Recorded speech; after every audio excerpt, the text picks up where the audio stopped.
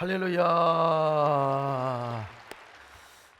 제가 아주 오랜만에 이야기를 하는 내용인데요. 예수님을 믿고 신학교를 간다고 제가 집에서 이제 엄청난 핍박을 받고 쫓겨났다는 사실은 여러분이 잘 아는 얘기죠. 그런데 집에서 쫓겨났는데도 그 혈육이 무엇인지는 몰라도 어머니 아버지가 생각이 나는 겁니다. 제가 집에서 쫓겨난 후 광주신학교에 이제 합격을 했어요. 지방신학교 당연히 합격을 해야죠. 근데 이제 지방신학교인데도 이제 1등으로 합격을 했어요. 제가 집에 돌아가서 아버지께 그런 말씀을 드렸습니다. 다시 돌아가서 아버지, 제가요 신학교 1등 합격했어요. 그랬더니 아버지가 그냥 그 싸나운 눈빛으로, 아버지, 제가 훌륭한 목사 되어서 아버지 잘 섬기고 자 아주 효도 잘할게요. 교회 좀 나가세요. 아버지가 아무 소리도 안 하고 지금 뭐 그냥 이제 주먹이 날라올까 안 나올까 그런 상황에서 우리 어머니가 저를 설득하는 겁니다. 이놈아, 아버지가 허리가 부러지도록 고등학교까지 공부를 가르쳐 놓으니까 신학교를 가서 목사가 된다니 얼마나 환장하겠느냐. 이놈아, 내가 대학 갈 실력이 솔직히 부족하면 재수를 해서 다시 뼈 빠지게 고생할 테니까 재수해서 좋은 대학 가거라. 그리고 만약에 자신이 없으면 4급 공무원 시험을 봐라. 지금 4급 공무원은 지금 7급 공무원이에요. 너 1년만 준비하면 너는 분명히 들어갈 것이다. 합격할 것이다. 저는 그 말을 안 듣고 이제 저는 하나님이 저를 불러서 저 신학교를 가야 되니까 어머니 그렇게 하세요. 그러더니 그냥 제가 준비도 안 하는 사이에 허리 부러진 줄 알았어요. 뒤에서 아버지께서 그냥 저의 허리를 콱 차버리, 나 허리 부러진 줄 알았다니까요. 작대기를 가지고 와서 그냥, 이놈의 자식 아직도 매 맛을 못 봐서 그러냐고. 우리 어머니는 또 그냥 나끈나끈한 그 회초리로 저를 패는데, 그놈의 이름도 내가 어디 듣도 보지도 못한 광주신학교 내가 들어가는 거 꼴도 보기 싫어. 나가버리라 이놈의 자식아. 막 저를 밀어내요. 다시 또 두 번째 쫓겨났습니다. 집을 나오면서 그때는 결심을 했습니다. 내 깐에는 아버님께 잘한다고 효도한다고 하는데 왜 그러실까. 그러면서 제 마음에, 어린 마음에 제가 이런 생각을 했어요. 난 우리 가족과 의절을 하리라. 나는 절대로 이 동네에 내가 우리 가정에 돌아오지 않으리라. 하염없는 눈물을 흘리면서 제 깐에는 막 주님 앞에 고백을 했습니다. 주야, 이 몸 바쳐 주의 일을 하겠습니다 말이죠. 주여,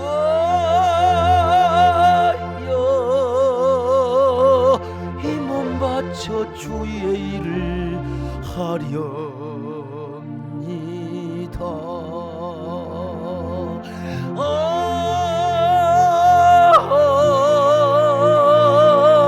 불같은 성령으로 충만케 하옵소서. 고통이 와도 죽음이 와도 내 주만 위에 내가 살리라.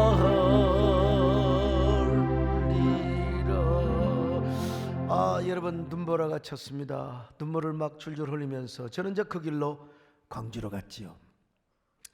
근데 광주신학교를 몇 달도 안 다녔는데, 아니 그 해에 5.18 광주 민주항쟁이 일어났어요. 지금이니까 5.18 하지. 여러분, 전쟁통이고 난리통이었어요. 택시 운전사라는 영화 보셨나요? 택시 운전사 거기 보면 완전 전쟁통이 있잖아요. 영화와 거의 여러분 장면이 비슷합니다. 광주는 모든 것으로 전화가 다 끊겼습니다. 일체 연락할 길이 없어요. 그리고 전국으로 나가는 방송에서는 전부 광주 민주화 사건이 빨갱이 폭도들에 의해서 일어난 것이라고 보도가 되었습니다. 그런 방송을 저희 어머니 아버지가 당연히 봤지요. 광주에 연락이 됩니까? 아들은 죽었다고, 영락 없이 죽는 것으로 소문이 났습니다. 같은 동네에 같이 학교를 다녔던, 초등학교 때부터 쭉 학교를 다녔던 친구가 이제 전남대학교 의과대학을 다녔어요. 지금 원광대학교 교수로 있습니다만은, 근데 그 친구는 광주의 교통이 차단되기 전에 벌써 버스를 타고 도망갔어요. 그리고 우리 고향에 가서 그런 얘기를 해줄 거 아닙니까? 저는 도망갈 때도 없고 있을 때도 없고요.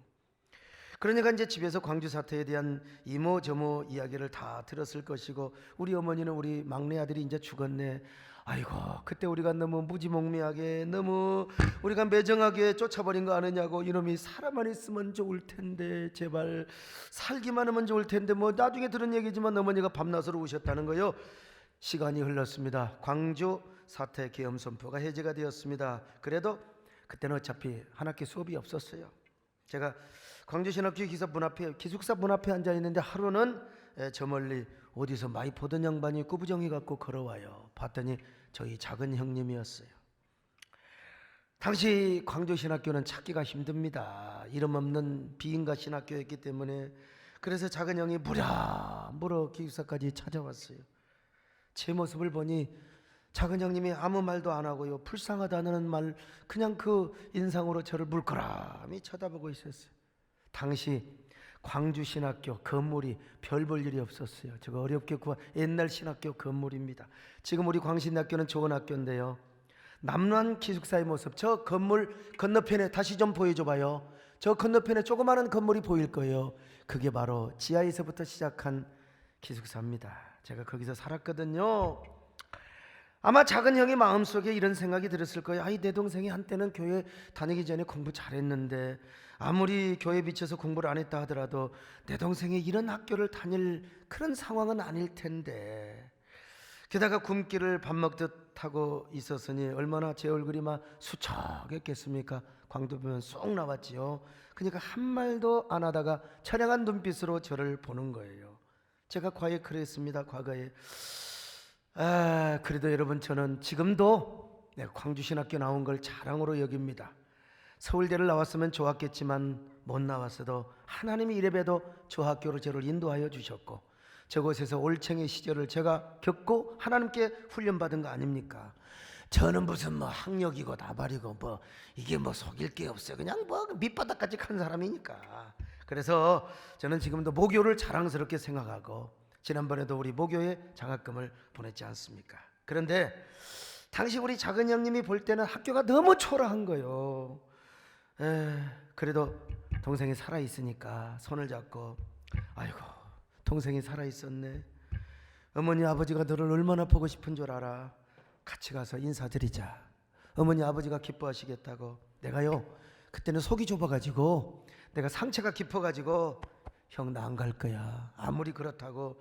아니, 내가 두 번째 찾아갔을 때 그래도 손이라도 잡아주고 너 열심히 네 길을 가거라 그래야지, 어떻게 나를 그렇게 두들겨 패가지고 쫓아낼 수가 있느냐, 나 안 갈 거야, 형 언제 가? 여러분, 그때 우리 작은 형이 다시 손을 잡고 이야기하는 거예요. 나 그때 생각하면 참 우리 작은 형이 너무 고마워요.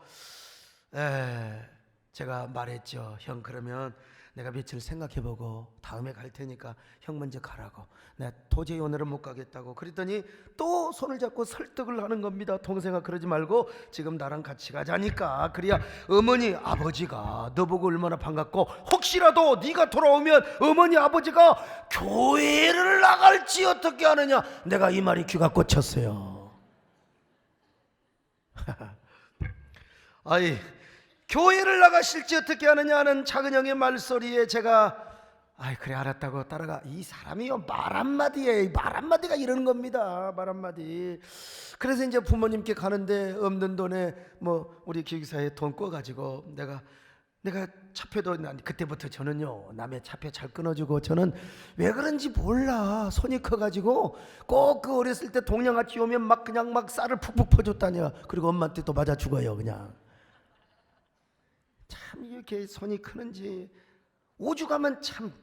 아이 그래서 이제 돈을 꿔가지고 우리 아버지가 뭘 좋아할까, 우리 아버지를 마음을 감동시켜야 되는데, 그래서 소주 여러분 큰 거, 뒷병짜리 큰 거 있잖아요. 예, 대엽짜리 있잖아요. 큰 소주를 제가 이제 사가지고 갑니다. 근데 제 마음이 좀 찝찝해요. 신학생에 술 사간다는 게. 그러나 그래도 여러분, 우리 아버지 마음을 좀이라도 좀 이렇게 좀 감동을 시켜야 될 거 아니겠습니까? 아닌 게 아니라 고향에 몇 사람들이 그걸 봤어요. 이제 버스에 내려가지고 이제 가는데, 아이고 저 신학생 집에서 쫓겨까지 나가지고 저것이 살아오긴 살아왔는데 어떻게 저 집에 술을 다 사간다냐, 뭐 수근거렸다고 해요. 괜찮아, 그냥 뭐 내가 하나님이 아시지 뭐. 여러분 이해하시죠? 우리 아버지 가서 내가 뭐 술 뭐 소주는 좀 그렇지만 지금 같으면 나 와인 사갖고 갔을 텐데. 그래가지고 이제 술 사갖고 간 데다가 또 작은 형 따라서 내 집인데 내가 자라서 내가 나서 자란 집인데 왜 그렇게 집에 들어가는 게 어색한지 몰라요. 그래도 갔습니다. 작은 형이 있으니까 손잡고 따라갔어요.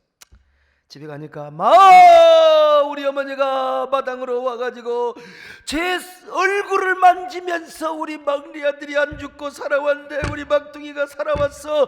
아이고 하나님 얘기를 자기가 하시더라고요. 하나님 얘기를 자기가 하시는 거예요. 막 우셔요. 근데요, 저희 아버지는 감정 표현이 없으세요. 왜 남자들은 그런지 모르겠어요. 안 죽고 살아왔구만. 너 왔냐? 아유, 제가 아버지 방에 들어가시죠. 저는 이렇게 양반 교육을 잘 받아서 꼭 어디 갔다 오면 부모님께 큰절을 했거든요. 아버지, 제가 아버님이 그렇게 좋아하는 술을 사왔습니다. 아버지 절 받으십시오. 근데 말이죠, 어머니가 손잡고 얼굴을 만지고 우는데요. 어머니 막 따끈따끈한 해초리 때리는 게 생각이 나가지고 눈물이 안 나더라고.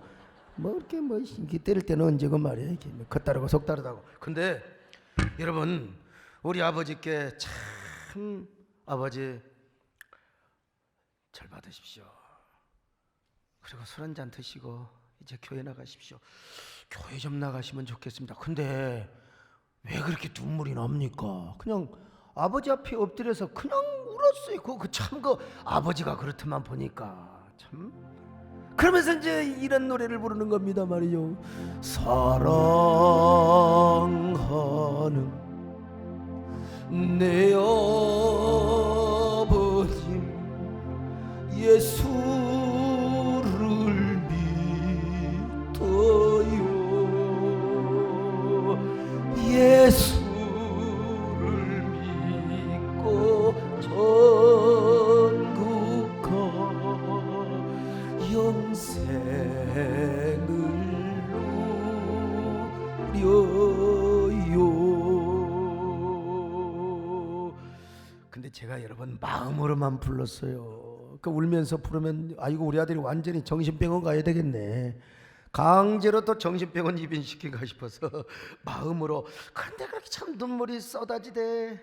그 우는 아들 앞에 아버지가 한참 있다가 그래, 너는 잘 다녀라. 네 갈 길 잘 가거라. 그리고 이곳이 네 집이니까 이제 언제든지 와라.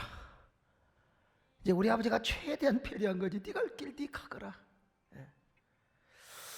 아버지께서 제 전도를 받고 당장 교회 나가신 건 아니죠. 얼마나 완고하시고 우리 동네에 이렇게 우리 일가에 제사 들어오면 다 지방 써주시고 그러신 어르신인데 이제 어쨌든 간에 그 일로 인해서 부자지간에 화해를 하였지요. 그때부터 간간히 집을 갑니다. 갈 때마다 아버지 제발 신학생 목사 체면 좀 봐주세요. 제발. 이제는 아들 체면 아들 이제 갖고 이제 전도하는 거예요. 근데 우리 정권사님 모시고 전도 가는데 우리 정권사님 참 대단하신 분이요. 그냥 나는 그런 말도 못하는데 나도 대단한 사람인데 우리 부모님 앞에 가서 예수를 믿어야 된다. 교회를 나가. 그리고 11조도 해야 된다고.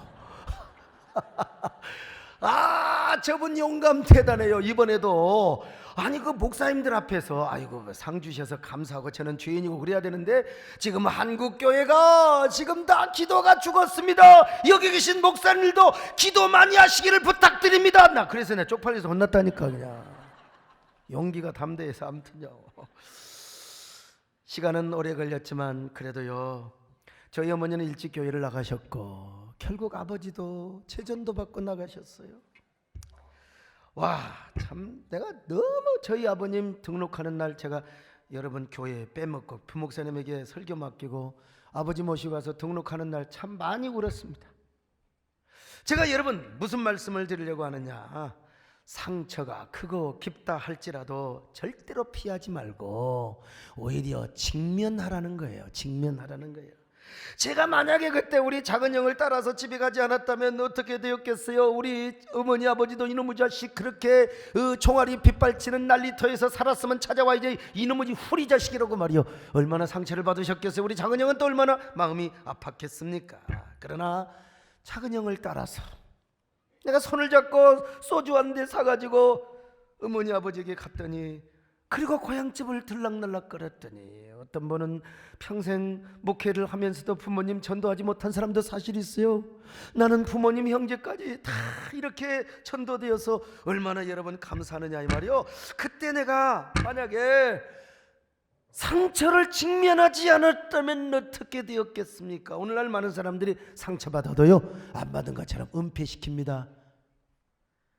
그리고 그 상처를 일으킨 사건과 현장을 자꾸 피하려고만 한다 이 말이요. 심리적으로 막 도망가요. 이런 사람은 먼저 자신과의 관계가 힘들어요. 왜 내가 이러느냐 이 말이요. 그럼에도 참 얼마나 스스로의 모욕감과 수치심을 느끼는 거지요. 그러니까 다른 사람과의 관계도 안 돼요. 누가 나를 어떻게 생각하나, 누가 나를 어떻게 쳐다보느냐, 다른 사람을 만나면 또 상처를 받을까 막 위험을 느끼는 것입니다. 나 자신이 또 거부를 당하고 상처받을까 막 회피를 한다 이 말이죠. 아니 내 상처가 다른 사람에게 막 드러날까 봐 가지고 말이죠. 그러다 보니까 존재감이 떨어지고 자존감이 약해지고 어떻게 됩니까? 열등감이 빠지는 거요.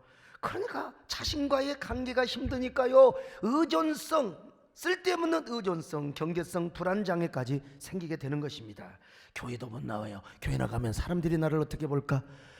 나를 어떻게 쳐다볼 것인가? 타인의 평가에 지나치게 매달립니다. 이런 사람은 타인의 사랑이 막 목말라 칭찬도 받고 싶고 격려도 받고 싶은데 또 사람들이 나를 막 그냥 착취하고 점령하고, 이 불안장애죠. 한마디로 사람들이 많은 곳에 가지도 못하고, 참 여러분 얼마나 불쌍합니까? 그러나 상처가 크고 깊을수록 여러분 우리는요, 그 과감하게 상처와 관계를 맺을 수 있어야 돼요.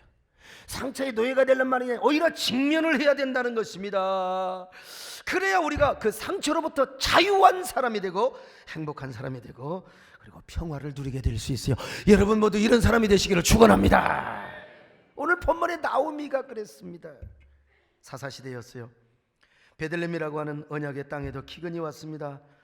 이게 나오미라고 하는 여자가 이게 쏙닥거려 가지고 지금 모압으로 이민을 가는 겁니다.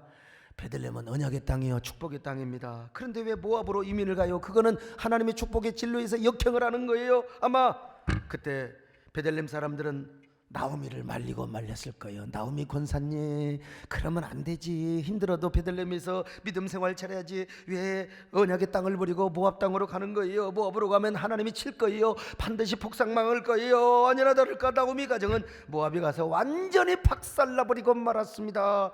남편 죽고 자식들 다 죽었어요. 자, 룻기 1장 3절로 5절을 같이 볼까요? 시작. 나오미의 남편 엘리멜렉이 죽고 나오미와 그의 두 아들이 남았으며 그들은 모압 여자 중에서 그들의 아내를 맞이하였는데 하나의 이름은 오르바요 하나의 이름은 루시더라. 그들이 거기에 거주한 지 10년쯤에 말론과 기련 두 사람이 다 죽고 그 여인은 두 아들과 남편의 뒤에 남았더라. 말이 그렇지. 아니 세 남자가 다 죽었어요. 과부, 며느리 과부 둘, 시어머니 과부 둘. 세상에 저녁에 뭐 하겠어? 글쎄 그때 고스톱이 있었을까? 세 과부가 그냥 사치기 사퍼퍼 참 꼴 좋다. 얼마나 팔자가 세상 말로 칠할 같은 팔자입니까? 근데 어느 날요 하나님이 베들레헴 땅에 언약 백성들을 권고하셨다는 소식이 들려왔어요. 비로소 흉년이 그치고 그들에게 양식이 풍족하게 해주셨다는 소식이 들려왔어요. 그래서 마침내 나오미는 돌아가려고 하지 않습니까? 근데요 말이 그렇지 창피해서 어떻게 돌아갑니까? 베들레헴 문전옥답 다 팔아가지고 다 와서 말아먹었어요. 자식들 살리려고 남편 살리려고 병원비 다 들어가고 다 쫄딱했다 이 말입니다. 알거지 떨거지가 되었어요. 여러분 고향은 망해서 가는 게 아니에요. 흥해서 가는 겁니다. 금이 환영하는 거예요. 그래서 나오미는 갈등했어요. 자존심 때문에 갈 수가 없어요. 사업만 망한 것이 아니라 남편도 자식도 다 망하고 베들레헴으로 가야 하니 얼마나 여러분 쪽팔렸겠습니까? 그래도 갔습니다. 스스로 탕자의식을 갖고 탕녀의식을 가지며 눈물을 흘리면서 어떨 겁니까? 회개하는 마음으로 갔겠지요. 베들레헴 땅으로 말이죠. 요즘 같으면 이런 노래를 부르는 거예요. 나 주를 멀리 떠났다 이제 험이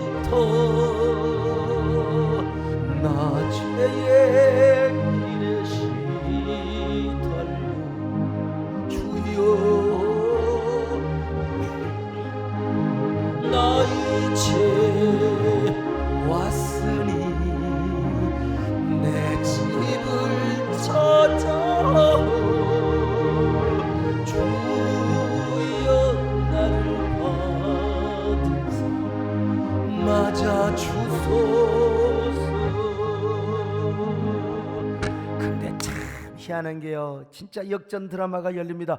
그렇게 쪽팔리게 노래를 부르며 창피해가지고 베들레헴에 오는데 막 사람들이요, 베들레헴 사람들이 다 와가지고 말이요 막 환영을 하는 거요. 나오미 웰컴 웰컴. 영어 알아듣는 사람이 하나도 없는 것 같아요.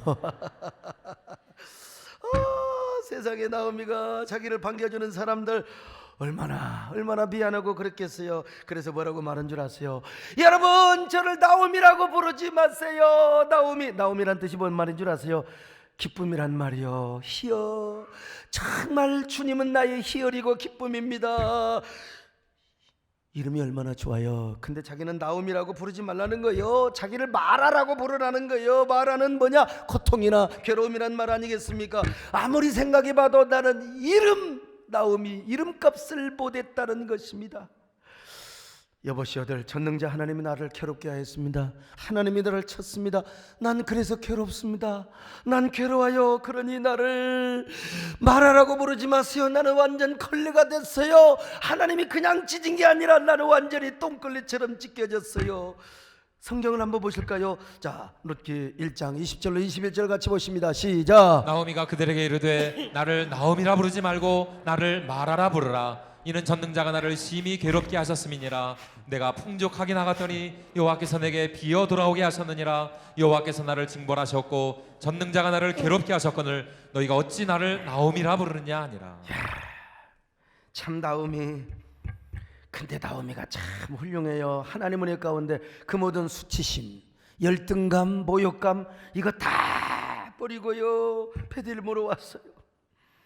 그는 상처를 피한 것이 아닙니다. 상처를 감춘 것이 아닙니다. 오히려 상처와 관계를 맺었습니다. 상처를 직면했어요. 베들레헴에 오니까 막 사람들이 환영해 주잖아요. 그리고 베들레헴에 오니까 기가 막힌 한 유지 하나를 예비해 놓으신 거예요. 보아스. 그 베들레헴의 유력자, 유지요. 근데 그를 통하여 나오미의 대가 끊어지는 그 대를 다시 다 회복시켜 주는 겁니다. 고엘 사상, 여러분들에게 워낙 말씀을 많이 드려서 이 고엘 사상은요, 대가 끊기면 뭡니까? 이제 대를 잇기 위해서 형제가 들어가서, 형제도 없으면 가까운 친척이 들어가서 씨바지 역할을 해주는 거예요. 씨내림 역할을 해주는 거죠. 그래서 보아스라고 하는 이 어른이 잃어버린 땅을 먼저 다 회복시켜 주는 거예요. 자기 돈 들여서 다 그 나오미의 그 유산을 다시 돌려주게 되고요. 사선. 그리고 마침내 룻이라고 하는 여자에게 고엘 사상의 실천자가 되는 겁니다.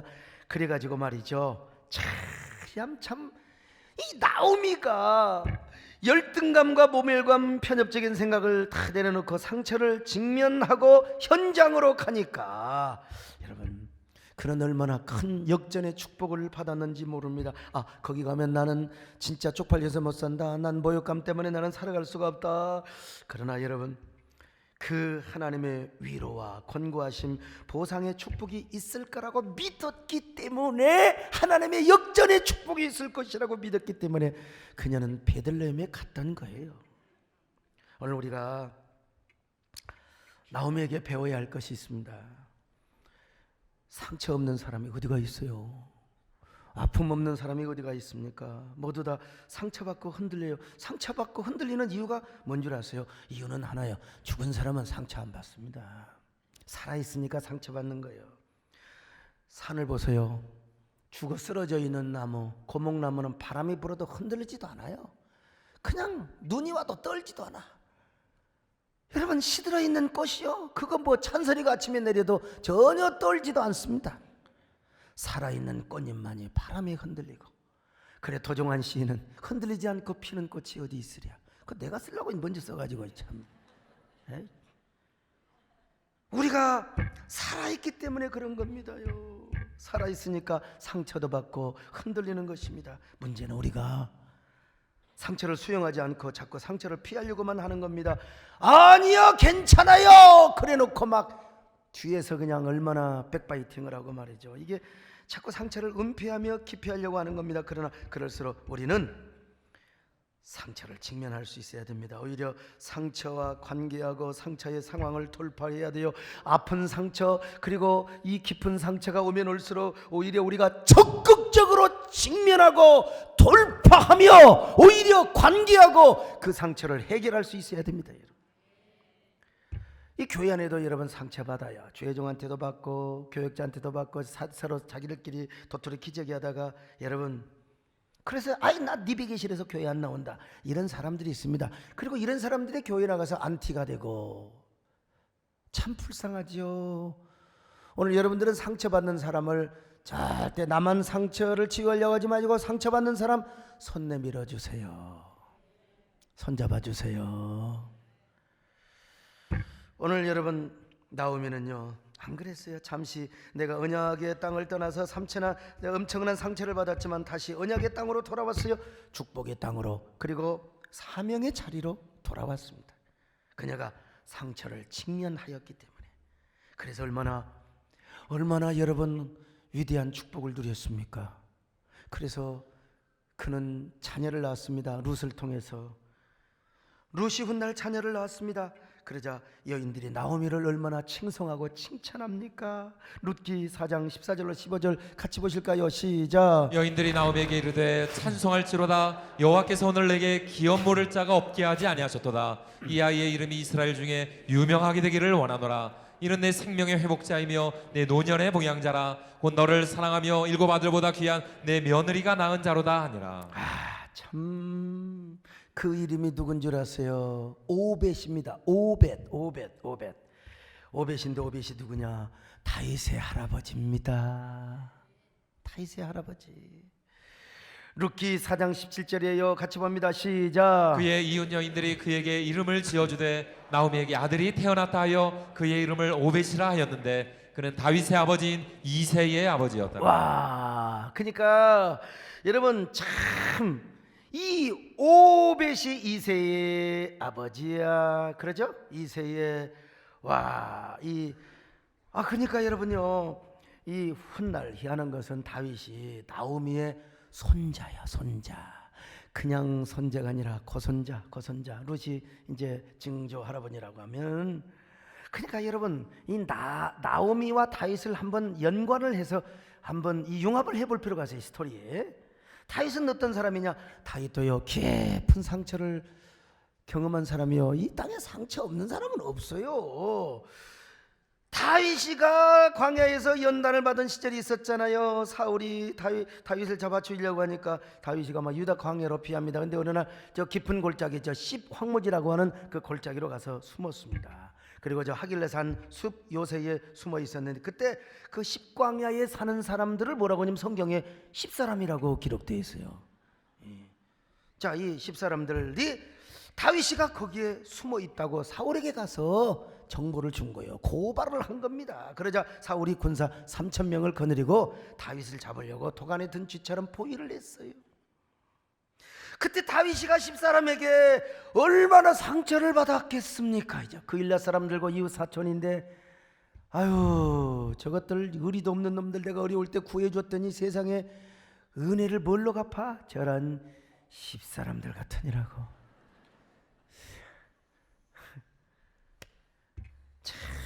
다윗이가 진짜 절벽에 떨어진 거지요, 마음이. 다윗이가 지금 할 수 있는 건 아무것도 없어요. 도간에 든 쥐가 되어서 더 이상 피할 수도 없습니다. 여러분 뭐 낙하산으로 올라갑니까? 어떻게 합니까? 더 이상 내려갈 수 없는 상처의 가장 깊은 밑바닥까지 내려온 것입니다. 그때 다윗이는 여러분요 하나님께 원망하지 않았습니다. 상처를 직면한 거예요. 무엇보다도 하나님을 붙잡았습니다. 하나님의 절대 주권을 믿었습니다. 그래서 이 순간에도 나는 포기하지 않는다. 난 하나님을 사랑한다. 하나님을 붙잡는다. 그리고 하나님만이 자기의 생명을 지켜준다고 믿었습니다. 아무리 사울이 자기를 죽이려고 하고 아무리 자기를 내어싸고 있다 할지라도 하나님이 허락해 주지 않으면 나는 죽지 않는다 믿었어요. 하나님이 자기를 잡아주고 도와주는 한. 그래서 그는요 가장 깊은 상처의 밑바닥에서 오히려 하나님 앞에 감사와 찬양 노래를 부르며 낙헌제를 하나님께 드리는 것입니다. 시편 54편 6절입니다. 같이 볼까요? 시작. 내가 낙헌제로 주께 제사리이다. 여호와여 주의 이름에 감사오리니 주의 이름이 선하심이니이다. 여러분, 이 시를 언제 썼냐? 지금 십황무지에서 사울왕의 군대에 완전히 포위가 된 상태에서 그 환경에서 시를 썼어요. 그때 하나님 앞에 뭐라고 고백합니까? 하나님, 저는 낙헌제를 드리겠습니다. 이때 다윗이 얼마나 절망했겠어요. 얼마나 상처가 컸겠어요. 그러나 그런 상황에서도 하나님께 낙헌제를 드리겠다는 겁니다. 낙헌제가 뭐예요? 자원제. 이 기쁨을 주체할 수가 없습니다. 사람의 마음이 너무나 기뻐서 막 환장할 정도, 이때 드리는 걸 낙헌제예요. 낙헌제.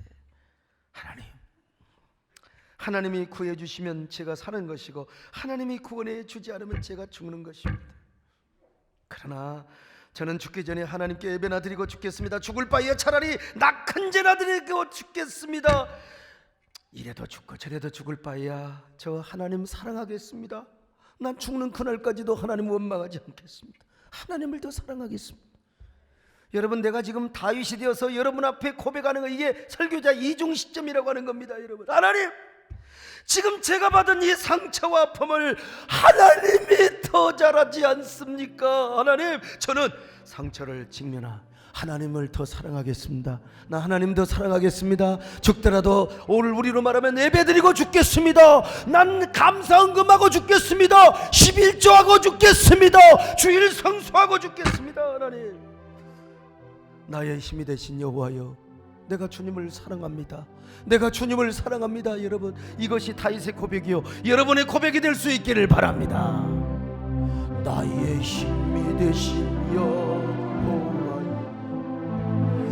내가 주님을 사랑합니다.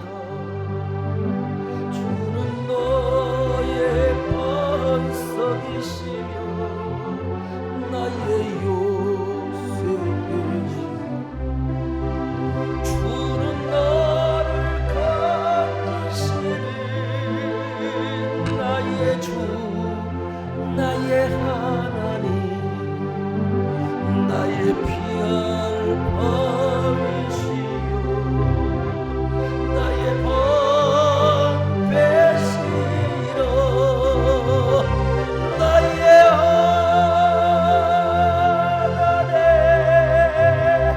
나의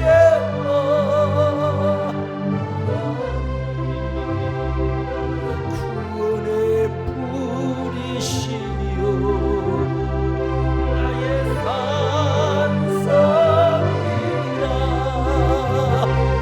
나의 하나님,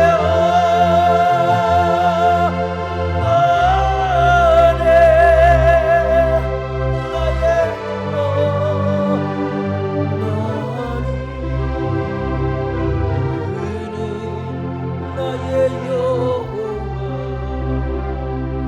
나의 곳에. 여러분, 이렇게 노래하고 찬양하며 낙헌제를 드리고 있는데 저쪽에서 말발굽 소리가 막 나는 겁니다. 막 따그닥 폐하, 큰일 났습니다. 돌아보니까 블레셋 아세끼들이 지금 이스라엘을 쳐들어와요. 기브아 성까지 오는 거요. 어쩔 수 없이 이 사울이요, 다윗 잡기를 그치고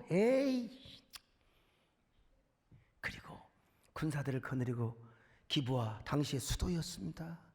기브아 뺏기면 왕도 없어요.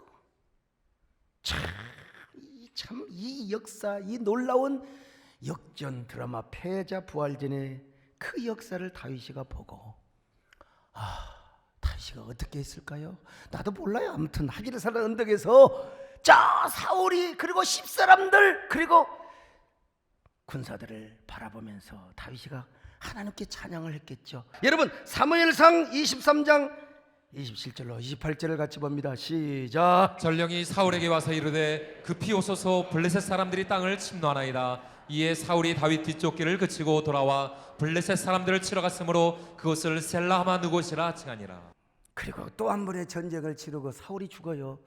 다윗이 유다의 왕이 됩니다. 사울에 이어서요. 사랑하는 여러분, 하나님이 이렇게 멋지게 역사해 주셨지 않습니까? 여러분 어떤 상처가 있다고 그 상처가 뭐 여러분의 사명을 막 자꾸 발목을 맵니까? 나의 자존심을 상하게 하고 수치심과 모욕감을 주는 상처, 아이고 그것 때문에 신앙생활, 그것 때문에 사명을 감당하는데 여러분들이 자꾸 지장이 됩니까? 천만의 말씀. 그럴수록 상처를 직면하시기를 바랍니다. 상처가 크고 깊을수록 감추거나 피하지 말고 직면하시는. 어떻게 직면합니까? 십자가를 잡으면 되는 거예요.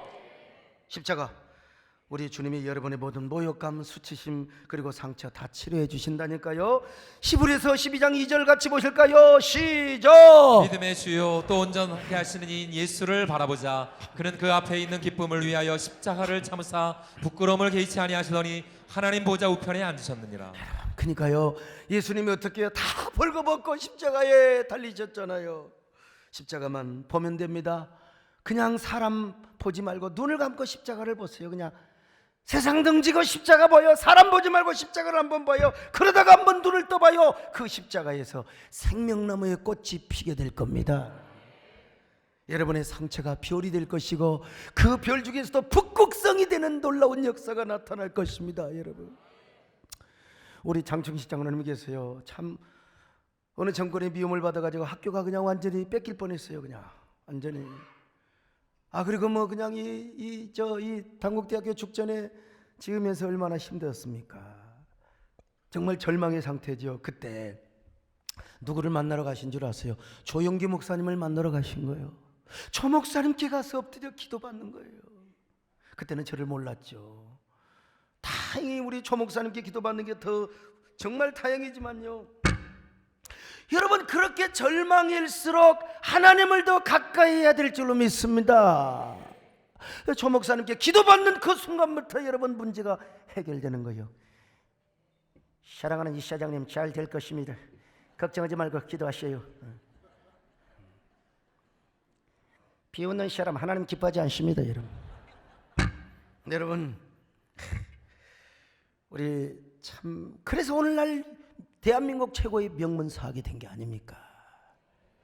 단국대학교, 단물나는 대학교. 오늘 여러분 모두요, 다 자존심을 내려놓고 주님을 바라볼 수 있기를 바랍니다. 상처의 극지에서 십자가를 품고요, 상처가 깊을수록 더 생명나무를 붙잡으시기를 바랍니다. 그럴 때 여러분이 바라보는 생명나무에 드디어 꽃이 피고 새소리가 들리고 축복의 아침이 밝아오게 될 겁니다. 갈보리 언덕에 주님의 십자가, 그 피로 내지를 깨끗하게 씻었네. 생명의 꽃 피었네. 열매 맺은 나는 다시 태어났네. 그 이름 생명나무가. 우리 함께 기도합니다. 가슴에 두 손을 얹고 기도합니다. 여러분, 어떤 상처의 늪에 빠져 신음하고 있습니까? 직면하세요. 직면. 2차 대전 당시에 코리텐 붐이라는 여자가 있었어요. 나치 군인들에게 잡혀서 신체 검사 당한다고 온몸이 여자가 빨가벗기고 지나가요. 이 얼마나 독일 군인들을 찢어 죽이고 싶게 했습니까? 근데요, 그 순간 예수님께서 온몸이 빨가벗긴 채로 십자가에 달리신 그 모습이 눈앞에 스쳐가는 거예요. 환상으로 보여지는 거예요. 그때 그녀는 알몸으로 십자가에 달리신 예수님의 모습을 보고 이걸 깨달았대요. 맞아요, 예수님도 알몸이셨지요. 십자가에 죽으셨지요. 그 십자가에 달려 죽으신 채 그 십자가에 죽으면서도 아버지 저들의 죄를 용서해 달라고 그러셨지요. 주님, 저도 주님을 봅니다. 상처를 직면합니다. 그래서 독일의 나치군들을 마음으로 용서했다는 그런 이야기가 있습니다. 여러분 그렇습니다. 우리 마음속에 어떠한 상처가 있어도 눈 감고 십자가 바라보세요. 오늘 그 십자가 바라보면서 옷 벗김 당하신 그 주님을 바라보면서 여러분 한 1분 동안 마음으로 묵상으로 기도하시겠습니다.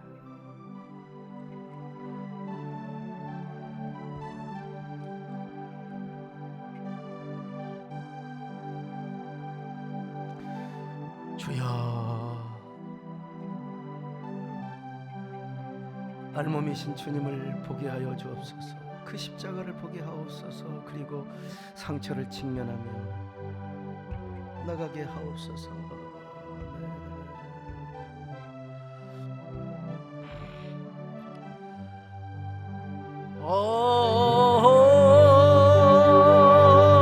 생명의 꽃 피었네. 열매 맺은 나는 다시 태어났네. 그 이름 생명나무라.